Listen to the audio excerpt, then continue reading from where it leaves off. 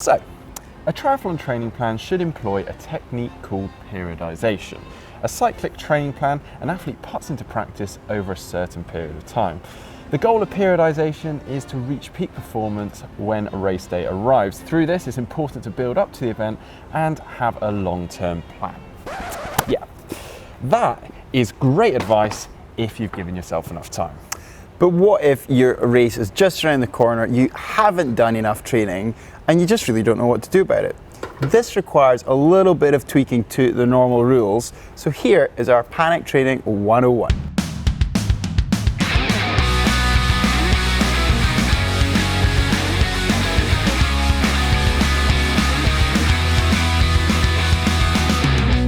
Well, we've done our fair share of panic training over the years, sometimes with more time prior to the event than others. Yeah, and also sometimes in better shape than others. So here is a few things that we've learned. Well, number one, you have left it too late. Harsh, I know, but I may as well be honest from the start. Whatever training you do or fitness you gain is going to be somewhat limited at this point, especially if you left it just a couple of weeks before the event. In that case, that is serious panic training.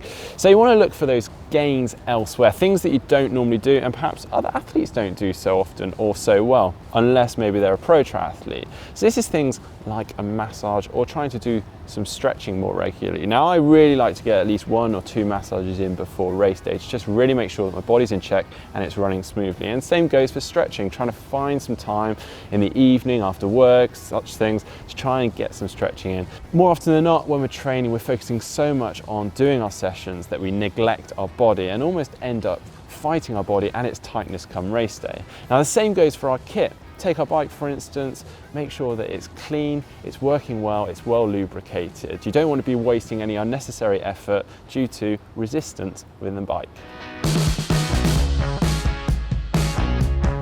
Number 2, some training is going to help even if the gains are going to be limited. But for this, you're going to have to be prepared to work quite hard, but not too hard. The tendency is to try and cram far too much training into too short a period of time, and all this is going to serve is you arriving at your race feeling exhausted, so don't do this. It's all about finding the right balance between getting enough hard sessions in there to prep yourself for the race, but not arriving at that race feeling like you haven't got the energy to do it. The idea being that you do too much damage to your body in that short period of time before the race.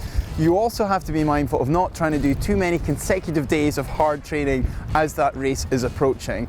And lastly, you need to think about reducing the duration of those hard efforts as you get closer to the race. So for me, as an example run session 2 to 3 weeks out, I might like to do 6 by 3 minutes at my 5K race pace with 60 to 90 seconds of recovery between those reps. But then in the week leading into the event, I might reduce that down to, say, 4 by 2 minutes at my 5K run pace, but with as much as 2 to 3 minutes of recovery between those reps. Now, obviously this is completely level dependent on how you're feeling, but the idea is really to get the legs firing, feel good about yourself, the reps aren't too long, the recovery's quite good, and really shouldn't be too fatiguing.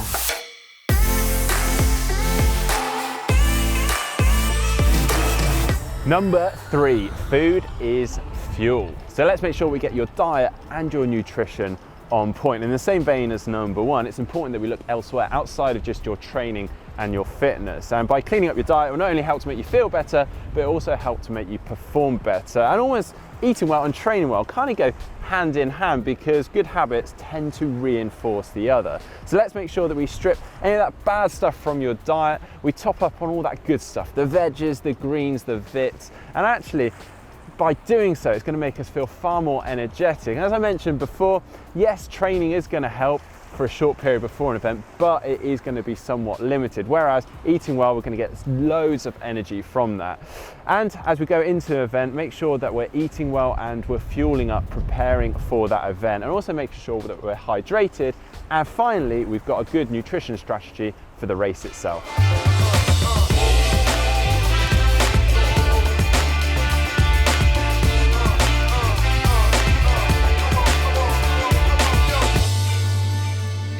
Number 4, throw your usual taper out of the window. We'd normally recommend you start thinking about a taper 2 to 3 weeks out from your event. But if you've truly been panic training, then A, you're not going to have developed enough fatigue to deserve a taper, and B, well, you're just not going to have enough time to take that taper. We do, of course, want you to arrive at your race feeling somewhat fresh, so you have to think about backing off your training in the week leading into the event. And probably taking a full day off is not a bad idea, maybe 2 days before the race. Now, of course, this is obviously dependent on how panicked your training has actually been. If you have managed to squeeze in, say, a couple months of training, then you probably have accumulated a bit of fatigue and therefore will need to think about a taper a couple of weeks out. Number 5, perhaps it is time to reset your expectations. Hopefully not, but maybe your training has indicated that you're not quite where you'd hoped to be. Maybe your paces have been slightly off, or that target pace just feels that little bit too hard. If so, then unfortunately it may mean that you're not going to hit those prior expectations on race day. So to help limit that damage and make race day that little bit more pleasant and enjoyable, it may be time to reconsider your goals and your expectations for the race itself. So you'll want to recalculate the paces for the day, and overall that might actually mean that you have a better performance for your current fitness. Well, that, my friends, is how to panic train.